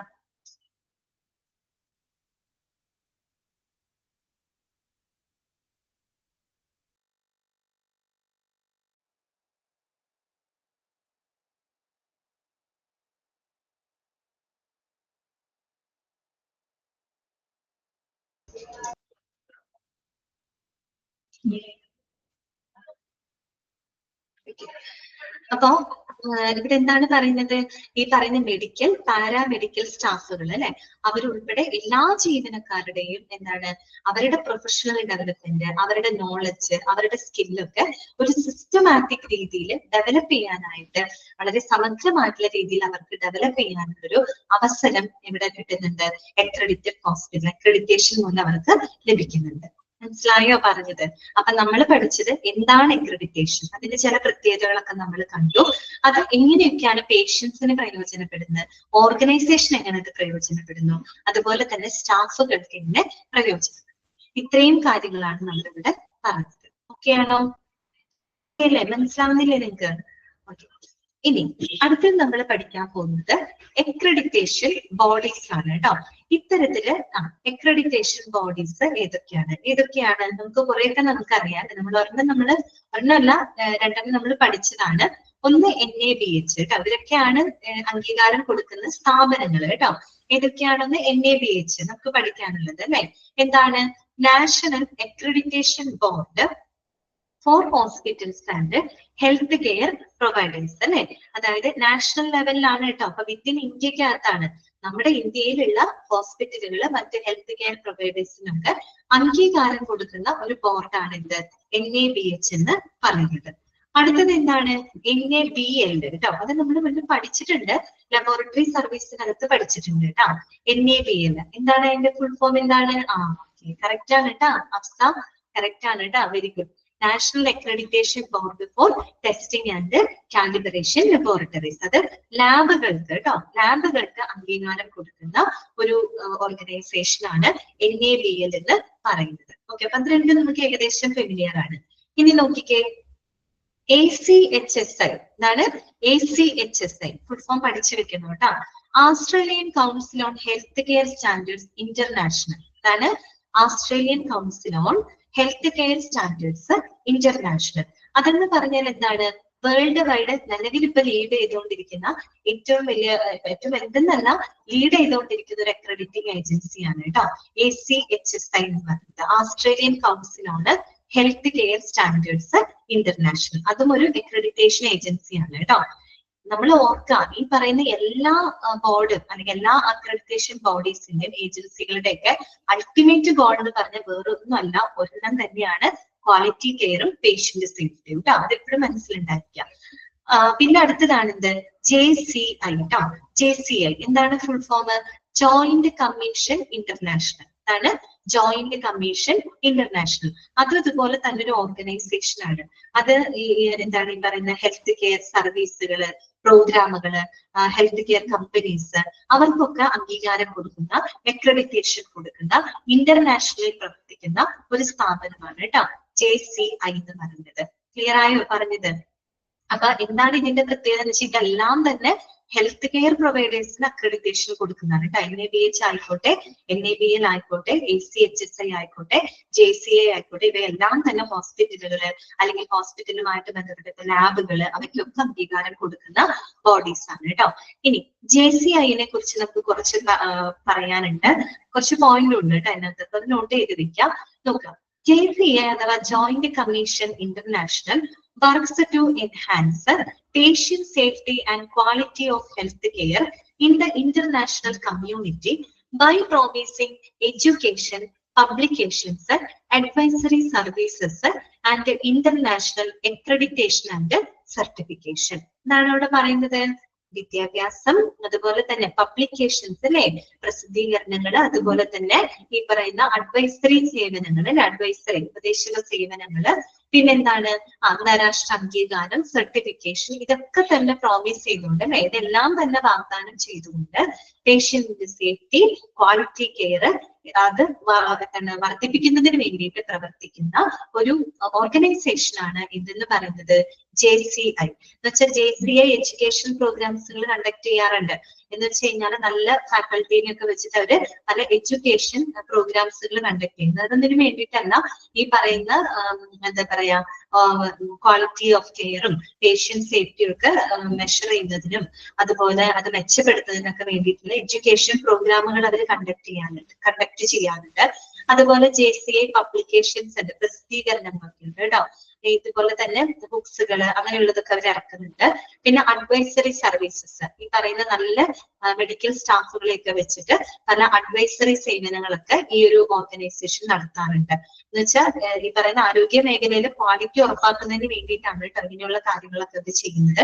അപ്പൊ അത്തരത്തിലുള്ള പ്രോഗ്രാമുകളൊക്കെ എന്താണ് നടത്തിക്കൊണ്ട് പേഷ്യൻസിന് ഏറ്റവും പരിചരണം, നല്ലൊരു സേഫ്റ്റിയും പരിചരണം ഒക്കെ വർദ്ധിപ്പിക്കുന്നതിന് വേണ്ടിയിട്ട് പ്രവർത്തിക്കുന്ന ഒരു ഓർഗനൈസേഷൻ ആണ് കേട്ടോ JCI എന്ന് പറയുന്നത്. ഇനി നോക്കിക്കേ, JCI is the world's largest health care accreditor. അതൊന്ന് അണ്ടർലൈൻ ചെയ്ത് വെക്കാം കേട്ടോ. നമ്മൾ ഈ പറഞ്ഞ NABH, NABL, AC, HSI ഒക്കെ പഠിച്ചു.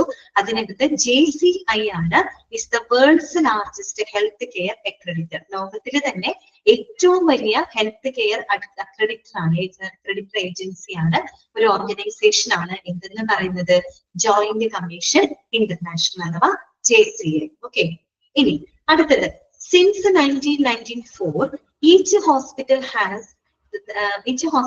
that has tried the JCI's gold seal of approval has done so as part of a constant performance improvement journey. അത് പറയുന്നത് വേറൊന്നുമല്ല, അതായത് JCIയുടെ സർട്ടിഫിക്കേഷൻ കിട്ടിയിട്ടുള്ള എല്ലാ ഹോസ്പിറ്റലുകളും 1994 മുതൽ ഈ ഒരു ഗോൾഡ് സീൽ അപ്രൂവൽ ലഭിച്ച, JCIയുടെ ഗോൾഡ് സീൽ അപ്രൂവൽ ലഭിച്ച ഓരോ ആശുപത്രികൾ എന്താണ് പെർഫോമൻസിന്റെ വഴിയിലാണെന്ന് പറയുന്നത്. അതായത് ഇംപ്രൂവ്മെന്റ് പെർഫോമൻസ്, ഏറ്റവും മെച്ചപ്പെട്ട പ്രകടനത്തിന്റെ പാതയിലാണെന്നാണ് പറയുന്നത്. വെച്ചാൽ JCI സർട്ടിഫൈഡ് ആണോ അക്രഡിറ്റഡ് ആണോ അതെന്താ ഉദ്ദേശിക്കുന്നത്, ആ ഒരു ഹോസ്പിറ്റൽ അത്രയും സ്റ്റാൻഡേർഡ് ഉള്ളതായിരിക്കും എന്നാണ് ഉദ്ദേശിക്കുന്നത് കേട്ടോ. ഇപ്പൊ നമ്മുടെ ഇന്ത്യയിലുണ്ട് അപ്പോളോ ഹോസ്പിറ്റൽസ് ഇല്ലേ, അപ്പോളോ ഹോസ്പിറ്റൽസ് അഹമ്മദാബാദ്, ചെന്നൈ, കൊൽക്കത്ത, പിന്നെ നമ്മുടെ ബോംബെയിലൊക്കെയുള്ള അപ്പോളോ ഹോസ്പിറ്റൽ എന്ന് പറയുന്നത് JCI അക്രഡിറ്റഡ് ആണ് കേട്ടോ. ആ ഒരു അക്രഡിറ്റേഷൻ ഒക്കെ ലഭിച്ചിട്ടുള്ള ഹോസ്പിറ്റലുകളാണ് കേട്ടോ. നമുക്കൊന്ന് അറിഞ്ഞിരിക്കാം, ആ ഒരു അക്രഡിറ്റേഷൻ കിട്ടാന്ന് പറഞ്ഞാൽ ഏറ്റവും ടോപ്പിൽ കിടക്കുന്ന ഹോസ്പിറ്റൽസുകൾ ആയിരിക്കും കേട്ടോ. മനസ്സിലായല്ലോ? അപ്പൊ ഇതൊക്കെയാണ് അക്രഡിറ്റേഷൻ ബോഡീസ് നിങ്ങൾക്ക് പഠിക്കാനുള്ളത്. NABH, NABL, AC, HSI, JCI, ഇതൊക്കെ കേട്ടോ. എല്ലാത്തിന്റെയും ഫുൾ ഫോം കൃത്യമായിട്ട് പഠിച്ചിരിക്കാം കേട്ടോ. ഓക്കെ, ഇനി നമ്മൾ പഠിക്കുന്നത് നമ്മൾ ലാബിനെ കുറിച്ചാണ് കേട്ടോ. ലാബിനെ കുറിച്ച് കുറെ നമ്മൾ പറഞ്ഞു. ഇനി അതിനെ കുറിച്ച് അറിയാം നമുക്ക്. NABH കേട്ടോ, lab. The lab standards are modernized every 4 years, and now the hospital puts into effect 5th edition standards. ബ്രാക്കറ്റിൽ കൊടുത്തിട്ടുണ്ട് April 2020. അതായത് ഇപ്പോ ഈ പറയുന്ന ലാബിന്റെ സ്റ്റാൻഡേർഡ്സ്, ലാബിന്റെ മാനദണ്ഡങ്ങളെല്ലാം തന്നെ ഓരോ 4 വർഷം കൂടുമ്പോഴും എന്ത് ചെയ്യുന്നുണ്ട്, അപ്ഡേറ്റ് ചെയ്യുന്നുണ്ട് കേട്ടോ. അതായത് നവീകരിക്കുന്നുണ്ട്. എന്നും പഴയൊരു നിയമം വെച്ച് നമുക്ക് ചെയ്യാൻ പറ്റില്ല അല്ലെ. ഇപ്പൊ നമ്മുടെ നാട്ടിലാണെങ്കിലും ഒരു നിയമം കൊണ്ടുവന്ന് കഴിഞ്ഞു കഴിഞ്ഞാൽ പണ്ടുള്ള നിയമമാണെങ്കിൽ കൂടിയും ചിലപ്പോൾ എത്ര വർഷങ്ങളൊക്കെ കഴിയുമ്പോൾ നമ്മൾ എന്ത് ചെയ്യും, അതിൽ പല ഭേദഗതികൾ വരുത്തും അല്ലെ, മാറ്റങ്ങൾ വരുത്തും, ചില അപ്ഡേഷൻസ് ഒക്കെ നമ്മൾ ചെയ്യും, നവീകരിക്കുകയൊക്കെ ചെയ്യും. എന്നതുപോലെ അവിടെ അതിങ്ങനെ വർഷങ്ങൾക്ക് ഇപ്പുറമാണെങ്കിൽ NABHന്റെ കേസിലാണെങ്കിൽ ഓരോ 4 വർഷം, അതായത് പ്രത്യേകം പറയുന്നുണ്ട്, ഓരോ 4 വർഷത്തിലും എന്ത് ചെയ്യുന്നുണ്ട്, അവരുടെ മാനദണ്ഡങ്ങൾ അവര് നവീകരിക്കുന്നുണ്ട് കേട്ടോ, അപ്ഡേറ്റ് ചെയ്യുന്നുണ്ട്. നിലവിൽ ഇപ്പൊ പ്രാബല്യത്തിലുള്ളത് NABHന്റെ 5th എഡിഷൻ സ്റ്റാൻഡേർഡ്സ് ആണ് കേട്ടോ. ഒരു 4 വർഷം കൂടുമ്പോൾ എനിക്ക് തോന്നുന്നു NABH എങ്ങാണ്ട് 2006 എങ്ങാണ്ടുമാണ് ശരിക്കും എസ്റ്റാബ്ലിഷ് ചെയ്യപ്പെടുന്നത്. 2006 ആണെന്ന് തോന്നുന്നു. അപ്പൊ നിലവിൽ ഇപ്പൊ പ്രാബല്യത്തിലുള്ള മാനദണ്ഡം NABH മാനദണ്ഡം 5th എഡിഷൻ ആണ് കേട്ടോ. അതൊന്ന് നോട്ട് ചെയ്ത് വെക്കൂ. 5th എഡിഷൻ ആണ്. April 2020 മുതൽ കേട്ടോ പ്രാബല്യത്തിൽ വന്നിട്ടുള്ളത്. 5ാമത്തെ എഡിഷൻ ആണെന്നുള്ളത് ഓർത്ത് വെക്കുക കേട്ടോ.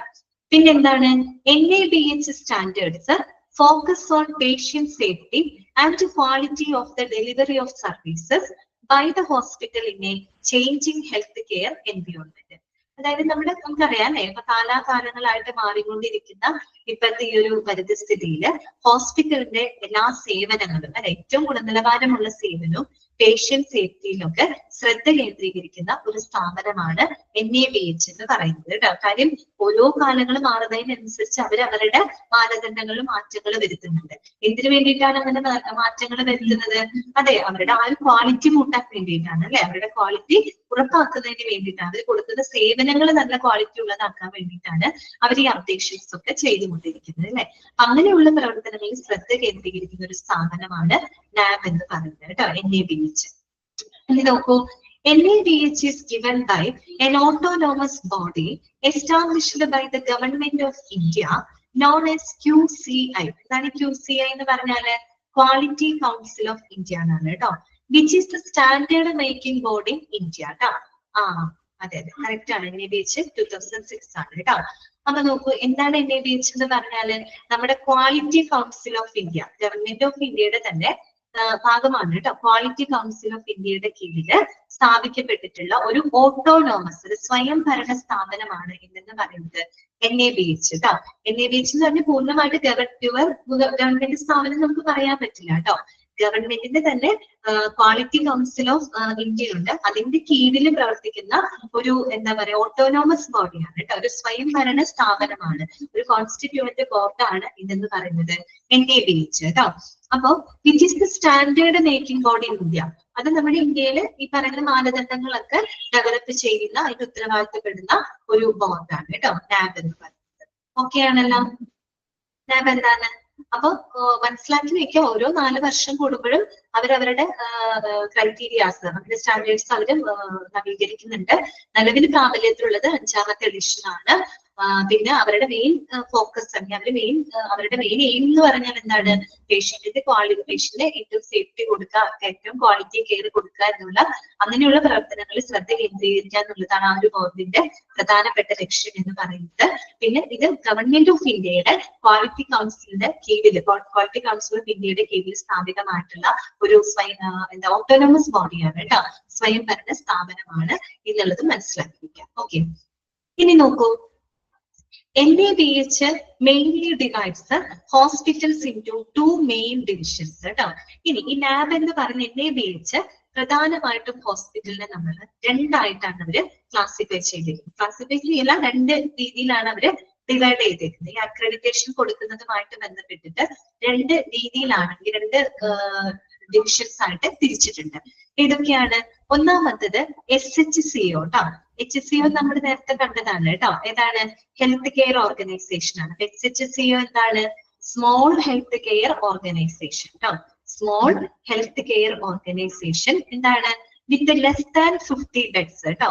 50 ബെഡിൽ കുറവുള്ള സ്മോൾ ഹെൽത്ത് കെയർ എന്താണ്? ഓർഗനൈസേഷൻസ്. അങ്ങനെ ഒരു വിഭാഗമായിട്ട് തിരിച്ചിട്ടുണ്ട്. പിന്നെ വന്നത് HCO ആണ് കേട്ടോ. Health care organisation with more than 50 beds കേട്ടോ. 50 ബെഡിൽ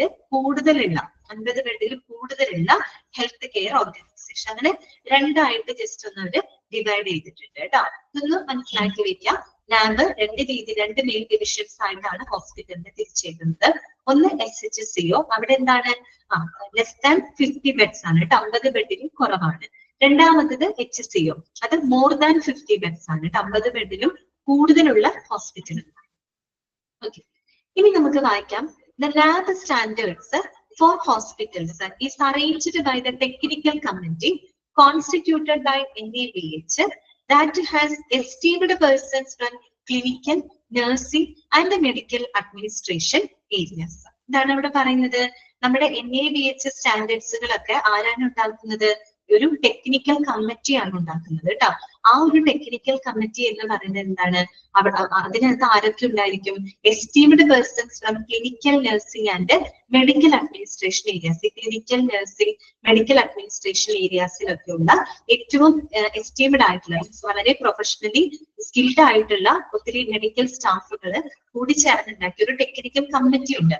ആ ഒരു കമ്മിറ്റിയാണ് ഈ NABH സ്റ്റാൻഡേർഡ്സുകളെല്ലാം തന്നെ അറേഞ്ച് ചെയ്യുന്നത് കേട്ടോ. അവരാണ് ആ ഒരു മാനദണ്ഡങ്ങളൊക്കെ ക്രിയേറ്റ് ചെയ്യുന്നത്. ഓക്കെ, ഇനി നോക്കൂ. The accreditation standards consider the needs of various laws and regulations and guidelines laid down by the government from time to time. എന്നാണ് അവിടെ പറയുന്നത്. അതായത് ഈ ഗവൺമെന്റ് ഉണ്ടാക്കുന്ന ചില എന്താ പറയുക നിയമങ്ങള്, അതുപോലെ തന്നെ ചട്ടങ്ങള്, മാർഗനിർദ്ദേശങ്ങള് എന്നിവയുടെ ഒക്കെ ഒരു ആവശ്യകതയും കൂടെ കണക്കിലെടുത്തിട്ടാണ് ഈ പറയുന്ന അക്രഡിറ്റേഷൻ സ്റ്റാൻഡേർഡ്സുകളൊക്കെ പുറപ്പെടുവിക്കുന്നത്. എന്ന് വെച്ച് കഴിഞ്ഞാല് നമുക്കറിയാം, നമ്മുടെ നാട്ടിലിപ്പോ നിയമങ്ങൾ വരും, പല പല നിയമങ്ങൾ എന്ന് പറയുമ്പോൾ അത് ഓരോ വർഷങ്ങൾ ചെല്ലുമ്പോൾ പല പല മാറ്റങ്ങളിലൂടെയാണ് കടന്നു വരുന്നത് അല്ലെ. ഞാൻ നേരത്തെ പറഞ്ഞ പോലെ പണ്ടത്തെ നിയമമാണെങ്കിൽ കുറച്ച് വർഷം കഴിയുമ്പോൾ അതിൽ ഭേദഗതി വരുത്തും നമ്മൾ അല്ലെ. ചില മാറ്റങ്ങൾ നമ്മൾ കൊണ്ടുവരും. ചിലപ്പോൾ ചില ലോ നമ്മൾ എന്താ പറയാ പൂർണ്ണമായിട്ടും ഇല്ലാണ്ടാക്കികൾ അങ്ങനെയൊക്കെ നമ്മൾ ചെയ്യാറുണ്ട്. അപ്പൊ ഇത്തരത്തില് ഗവൺമെന്റ് ഇറക്കുന്ന ഈ പറയുന്ന നിയമങ്ങള്, ചട്ടങ്ങള്, മറ്റ് മാർഗനിർദ്ദേശങ്ങള്, അതിന്റെ ആവശ്യകതകളും കൂടെ പരിഗണിച്ചിട്ടാണ് ഈ പറയുന്ന NABHന്റെ ക്രൈറ്റീരിയാസും ഉണ്ടാക്കുന്നത് കേട്ടോ. NABHും അതിന്റെ എന്താ പറയാ മാനദണ്ഡങ്ങൾ പുറപ്പെടുവിക്കുന്നത് ആ ഒരു തരത്തിലാണ്. കാര്യം മാറുന്ന ലോകങ്ങൾക്കനുസരിച്ച് ഇവരും മാറണം അല്ലെ. ഇത് പഴയതുപോലെ പിടിച്ചു വെച്ചിട്ട് കാര്യമില്ലല്ലോ. ഓരോ വർഷം മാറുമ്പോൾ നിയമങ്ങളും മറ്റും മാറുന്നതിനനുസരിച്ച് NABHന്റെ മാനദണ്ഡങ്ങൾക്ക് മാറ്റം വരുത്തേണ്ടതുണ്ട്. അതാണ് അവിടെ പറയുന്നത് കേട്ടോ. ഓക്കെ, ഇനി നോക്കാട്ടെ. ഇനി നമ്മൾ അത് ബൈഹാർട്ട് ചെയ്ത് തന്നെ മനസ്സിലാക്കേണ്ട ഒരു പോയിന്റ് ആണ് ഇനി പറയുന്നത്. അത് അങ്ങനെ തന്നെ പഠിച്ചു വെക്കുക. അത് കാര്യം അതിൽ നിന്ന് ക്വസ്റ്റ്യൻസ് വരാനുള്ള സാധ്യതയുണ്ട്. നോക്കുക, main NAB guide book of standards has 10 chapters with 100 standards and 651 objective elements. അപ്പൊ നമ്മൾ ലോ ബുക്ക് ഒക്കെ പറയുന്ന പോലെ, നിയമപുസ്തകം ഒക്കെ പറയുന്ന പോലെ കുറെ സെക്ഷൻസ്, കുറെ ഷെഡ്യൂള്, അങ്ങനെയൊക്കെ നമ്മൾ പറയുന്ന പോലെ നാബിന്റെ ഒരു ഗൈഡ് ബുക്ക് ഉണ്ട് കേട്ടോ. നാഷണൽ ഈ പറയുന്ന NABHന്റെ ഒരു ഗൈഡ് ബുക്ക് ഉണ്ട്. ആ ഒരു ഗൈഡ് ബുക്ക് പ്രകാരം അതിനകത്ത് 10 ചാപ്റ്റേഴ്സുകളാണ് വരുന്നത് കേട്ടോ. 10 ചാപ്റ്റേഴ്സുകളും 100 സ്റ്റാൻഡേർഡ്സ് ആണ്. അതായത് 100 ക്രൈറ്റീരിയാസും അതിന്റെ കീഴിൽ ഏകദേശം 651 ഒബ്ജക്റ്റീവ് എലമെന്റ്സ് ഉണ്ട് കേട്ടോ. 651 ഘടകങ്ങളുണ്ട്. അത് അങ്ങനെ തന്നെ നിങ്ങൾ പഠിച്ചു വെക്കുക കേട്ടോ. അങ്ങനെ തന്നെ പഠിച്ചു വെക്കുക. നമ്മളിപ്പോ നിയമപുസ്തകത്തിൽ പറയും ഇത്ര സെക്ഷൻ, ഇത്ര ലോ, അങ്ങനെയൊക്കെ നമ്മൾ പറയില്ലേ. എന്നതുപോലെ നാബിന്റെ ഗൈഡ് ബുക്ക് അല്ലെങ്കിൽ അതിന്റെ സ്റ്റാൻഡേർഡ്സിൽ ഒരു 10 ചാപ്റ്റേഴ്സ് ഉണ്ട്. അതിനകത്ത് 100 സ്റ്റാൻഡേർഡ്സ്. സ്റ്റാൻഡേർഡ് എന്ന് പറഞ്ഞാൽ ഇവിടെ ഉദ്ദേശിക്കുന്ന മാനദണ്ഡം എന്നുള്ള അർത്ഥമാണ് കേട്ടോ.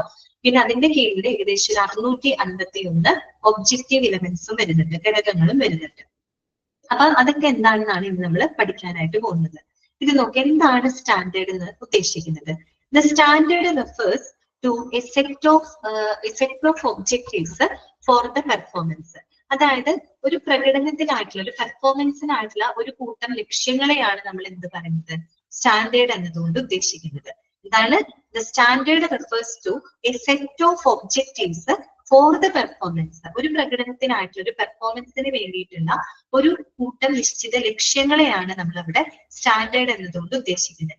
നമ്മളൊരു ഹോസ്പിറ്റലിൽ പെർഫോം ചെയ്യുന്നു വെച്ചാൽ അത് എന്തെങ്കിലും ഒരു കാര്യം പെർഫോം ചെയ്ത് എന്തെങ്കിലും ഒരു ലക്ഷ്യം മുന്നിൽ കണ്ടിട്ടായിരിക്കും അല്ലെ. അവർക്കൊരു പെർട്ടിക്കുലർ ഗോൾ ഉണ്ടായിരിക്കും, ഒരു ലക്ഷ്യം ഉണ്ടായിരിക്കും. ആ അത്യന്തികമായിട്ട് ആ ഒരു ലക്ഷ്യത്തിന് വേണ്ടിയിട്ടാണ് എന്ത് ചെയ്യുന്നത്? അവർ പെർഫോം ചെയ്യുന്നത്. അതിപ്പോ സേവനങ്ങളായിക്കോട്ടെ, അല്ലെങ്കിൽ പ്രോഡക്റ്റ് ആയിക്കോട്ടെ, എന്ത് തന്നെയാണെങ്കിലും അവർക്കൊരു അൾട്ടിമേറ്റ് ഗോൾ ഉണ്ട്, ഒരു സെറ്റ് ഓഫ് ഒബ്ജക്റ്റീവ്സ് ഉണ്ട് അല്ലെ. ഒരു കൂട്ടം ലക്ഷ്യങ്ങളുണ്ട്. ആ ഒരു ലക്ഷ്യത്തിന്റെ ഫലപ്രാപ്തിക്ക് വേണ്ടിയിട്ടാണ് അവർ പെർഫോം ചെയ്യുന്നത്. അങ്ങനെയുള്ള ആ ഒരു സെറ്റ് ഓഫ് ഒബ്ജക്റ്റീവ്സിനെയാണ് നമ്മളിവിടെ സ്റ്റാൻഡേർഡ് എന്നതുകൊണ്ട് ഉദ്ദേശിക്കുന്നത് കേട്ടോ. ഓക്കെ, ആ ഒരു മാനദണ്ഡങ്ങൾക്ക് അനുസൃതമായിട്ടാണ് അവരവിടെ പെർഫോം ചെയ്യുന്നത്. ഓക്കെ, അപ്പൊ നോക്കുക, standard refers to a set, ചോദിക്കേണ്ട വേണമെങ്കിൽ dash refers to a set of objectives for the performance. എന്താണ്? സ്റ്റാൻഡേർഡ് ആണ് കേട്ടോ. Standard refers to a set of objectives for the performance. ഇനി നമ്മൾ പറഞ്ഞു എലമെന്റ്സ് എന്ന് പറഞ്ഞു, ഒബ്ജക്റ്റീവ് എലമെന്റ്സ്. എന്താണ് എലമെന്റ്സ് എന്ന് ഉദ്ദേശിക്കുന്നത്? The elements come under each standard and are used to observe the performance. അപ്പോ ഓരോ എന്താ പറയാ ഒബ്ജക്റ്റീവ് ഈ പറയുന്ന സ്റ്റാൻഡേർഡിന്റെ കീഴിൽ വരുന്നതാണ് എലമെന്റ്സ് എന്ന് പറയുന്നത്, ഘടകങ്ങൾ. ആ ഘടകങ്ങൾ എന്തിനു വേണ്ടിയിട്ടാണ് ഉപയോഗിക്കുന്നത്? പെർഫോമൻസ് ഒബ്സർവ് ചെയ്യുന്നതിന് വേണ്ടിയിട്ട് ഉപയോഗിക്കുന്ന ഘടകങ്ങളാണ് എന്ത്? എലമെന്റ്സ് എന്നതുകൊണ്ട് ഉദ്ദേശിക്കുന്നത്. മനസ്സിലായോ? സ്റ്റാൻഡേർഡ്സ് എന്താണെന്നും ഒബ്ജക്റ്റീവ് എലമെന്റ്സ് എന്താണെന്നാണ് അവർ പറയുന്നത്. പറഞ്ഞല്ലോ, 10 ചാപ്റ്റർ ഉണ്ട്, 100 സ്റ്റാൻഡേർഡ് ഉണ്ട്, 651 ഒബ്ജക്റ്റീവ് എലമെന്റ്സ് എന്ന് പറഞ്ഞു. സ്റ്റാൻഡേർഡ് എന്ന് ഉദ്ദേശിക്കുന്നത് സെറ്റ് ഓഫ് ഒബ്ജക്റ്റീവ്സ് ആണ് കേട്ടോ, ഫോർ ദ പെർഫോമൻസ്. ഇനി മറ്റേ ഒബ്ജക്റ്റീവ് എലമെന്റ്സ് എന്ന് പറഞ്ഞ ഓരോ സ്റ്റാൻഡേർഡിന്റെ കീഴിൽ വരുന്നതാണ് ഈ പറയുന്ന ഒബ്ജക്റ്റീവ് എലമെന്റ്സ്. അതെന്തിനാണ് ഉപയോഗിക്കുന്നത്? അത് ടു ഒബ്സർവ് ദ പെർഫോമൻസ്. ഈ പ്രകടനം നിരീക്ഷിക്കുന്നതിന് വേണ്ടിയിട്ട് ഉപയോഗിക്കുന്നതാണ് ഒബ്ജക്റ്റീവ് എലമെന്റ്സ് എന്ന് പറയുന്നത്. അതങ്ങനെ തന്നെ പഠിച്ചു വെക്കുക കേട്ടോ. ഓക്കെ, അപ്പൊ നോക്കുക, ഇതിനകത്ത് ഇനി പഠിക്കേണ്ട കാര്യങ്ങൾ ഇതാണ്. ഔട്ട് ഓഫ് 651 ഒബ്ജക്റ്റീവ് എലമെന്റ്സ്, ഈ 651 objective എലമെന്റ്സില് 1 or 2 are in core category which are necessarily judged during each assessment.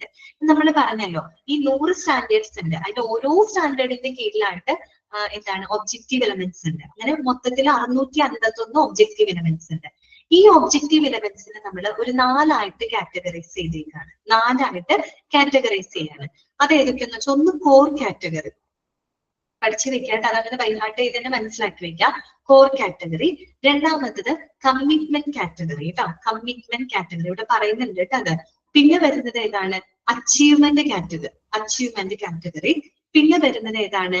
Re accreditation category. അതാണ് റീ അക്രഡിറ്റേഷൻ കാറ്റഗറി. അങ്ങനെ 4 വിഭാഗങ്ങളിലായിട്ടാണ് നമ്മൾ ആ ഒബ്ജക്റ്റീവ് എലിമെന്റ്സിനെ എന്ത് ചെയ്തേക്കുന്നത്, ഡിവൈഡ് ചെയ്തേക്കുന്നത്. മൊത്തം 651 ഒബ്ജക്റ്റീവ് എലിമെന്റ്സ് ഉണ്ട്. അതിനെ നമ്മൾ 4ആയിട്ട് കാറ്റഗറൈസ് ചെയ്തേക്കാണ്. ഒന്ന് കോർ കാറ്റഗറി, രണ്ടാമത്തത് കമ്മിറ്റ്മെന്റ് കാറ്റഗറി, മൂന്നാമത്തത് അച്ചീവ്മെന്റ് കാറ്റഗറി, നാലാമത്തത് റീ അക്രഡിറ്റേഷൻ കാറ്റഗറി. അപ്പൊ അതിൽ ഓരോന്നിലും എത്ര ഘടകങ്ങൾ വെച്ചിട്ടാണെന്നുള്ളതാണ് നമ്മൾ പറയുന്നത്. നോക്കിക്കേ, out of 651 objective elements 1 or 2 are in a core category. 102 എണ്ണം എന്ന് പറയുന്നത് കോർ കാറ്റഗറിയിൽ പെടുത്തുന്നതാണ്. Which are necessarily judged during each assessment. അത് ഓരോ എന്താ പറയാ മൂല്യനിർണ്ണയത്തിന്റെ, അതായത് ഓരോ മൂല്യനിർണ്ണയ സമയത്തും നിർബന്ധമായിട്ടും വിലയിരുത്തേണ്ട 102 ഘടകങ്ങളാണ് അതിൽ ഉൾപ്പെടുത്തിയിരിക്കുന്നത്. ഏതിനകത്ത്? കോർ കാറ്റഗറിക്കകത്ത്. മനസ്സിലായോ പറഞ്ഞത്? അതായത് 102 എണ്ണം കോർ കാറ്റഗറിക്കകത്താണ് ഉൾപ്പെടുത്തിയത്. എന്താണ് കോർ കാറ്റഗറി എന്ന് പറഞ്ഞു കഴിഞ്ഞാല്? അതായത് ഓരോ മൂല്യനിർണ്ണയ സമയത്തും നിർബന്ധിതമായിട്ട് നമ്മൾ വിലയിരുത്തേണ്ട ചില ഫാക്ടേഴ്സ് ഉണ്ട്. അങ്ങനെ ഒരു 102 ഫാക്ടേഴ്സിനെയാണ് കോർ കാറ്റഗറിക്കകത്ത് ഉൾപ്പെടുത്തിയിരിക്കുന്നത്. അടുത്തത് വരുന്നത് അതാണ് അവിടെ പറഞ്ഞേട്ടോ, 1 or 2 are in core category which are necessarily judged during each assessment കേട്ടോ. അടുത്തത് നോക്കിയേ, 459 അത്രയും factors are in commitment category which will be judged during the final assessment. അത് അന്തിമ മൂല്യനിർണ്ണയ സമയത്ത് വിലയിരുത്തേണ്ട ഒരു 459 ഘടകങ്ങൾ അടങ്ങിയതാണ് കമ്മിറ്റ്മെന്റ് കാറ്റഗറി എന്ന് പറയുന്നത്. മനസ്സിലായല്ലോ? അപ്പൊ കമ്മിറ്റ്മെന്റ് കാറ്റഗറിക്കകത്ത് 459 ഒബ്ജക്റ്റീവ് എലമെന്റ്സ് ഉണ്ട്. അത് വന്നിട്ട് അന്തിമ മൂല്യനിർണ്ണയ സമയത്ത് വിലയിരുത്തേണ്ടതായിട്ടുള്ള ഘടകങ്ങളാണ് അതിനകത്ത് ഉൾപ്പെടുത്തിയിരിക്കുന്നത്. അതിലുണ്ട് 459 ഉണ്ട്. ഓക്കെ. പിന്നെ വരുന്നത് 60 are in achievement category which will be estimated during the surveillance assessment. അതായത് ഒരു നിരീക്ഷണ മൂല്യനിർണ്ണയ സമയത്ത് വിലയിരുത്തേണ്ട ഒരു 60 ഘടകങ്ങളെയാണ് അച്ചീവ്മെന്റ് കാറ്റഗറിക്കകത്ത് ഉൾപ്പെടുത്തിയിരിക്കുന്നത്. മനസ്സിലായോ? നിരീക്ഷണ മൂല്യനിർണ്ണയ സമയത്ത് എന്താണ് വിലയിരുത്തേണ്ട ഒരു 60 ഫാക്ടേഴ്സിനെയാണ് അച്ചീവ്മെന്റ് കാറ്റഗറിയിൽ ഉൾപ്പെടുത്തിയിരിക്കുന്നത്. ലാസ്റ്റ് വരുന്നത് 30 are in excellence category which will be assessed during re accreditation. പിന്നെ റീ അക്രഡിറ്റേഷൻ കാറ്റഗറിക്കകത്ത് ഉൾപ്പെടുത്തിയിരിക്കുന്നത് 30 ഘടകങ്ങളെയാണ് കേട്ടോ. 30 ഘടകങ്ങളെയാണ് ഈ പറയുന്ന റീ അക്രഡിറ്റേഷൻ സമയത്ത് വിലയിരുത്തേണ്ട ഒരു 30 ഘടകങ്ങളെയാണ് ഏതിനകത്ത് ഉൾപ്പെടുത്തിയിരിക്കുന്നത്? എക്സലൻസ് കാറ്റഗറിക്കകത്ത് ഉൾപ്പെടുത്തിയിരിക്കുന്നത്. ഞാൻ റീ അക്രഡിറ്റേഷൻ കാറ്റഗറിനാണല്ലേ പറഞ്ഞത്, അതല്ല എക്സലൻസ് കാറ്റഗറിയാണ് കേട്ടോ. മനസ്സിലായോ പറഞ്ഞത്? അടുത്ത ക്ലാസ്സിൽ ആ ഒരു ഭാഗം ഒന്നുകൂടെ നമുക്ക് റിപ്പീറ്റ് ചെയ്യാം കേട്ടോ. എന്തായാലും ഇന്നത്തെ ക്ലാസ് നമുക്ക് അവസാനിപ്പിക്കാം. ഓക്കെ, അപ്പൊ ഞാനൊന്ന് അൺമ്യൂട്ട് ചെയ്യാണ് കേട്ടോ. എന്തെങ്കിലും ഡൗട്ട്സ് ഉണ്ടെങ്കിൽ ചോദിച്ചോളൂ.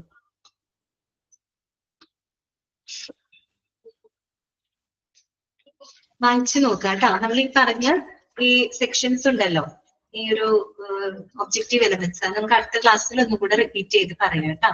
അപ്പൊ അതുകൊണ്ട് ക്ലിയർ ആവുന്നില്ല. ഓക്കെ ആണോ ഇന്നത്തെ ക്ലാസ്? ഓക്കെ, അങ്ങനെയാണെങ്കിൽ നമുക്ക് വൈൻഡപ്പ് ചെയ്യാം കേട്ടോ. Okay, thank you.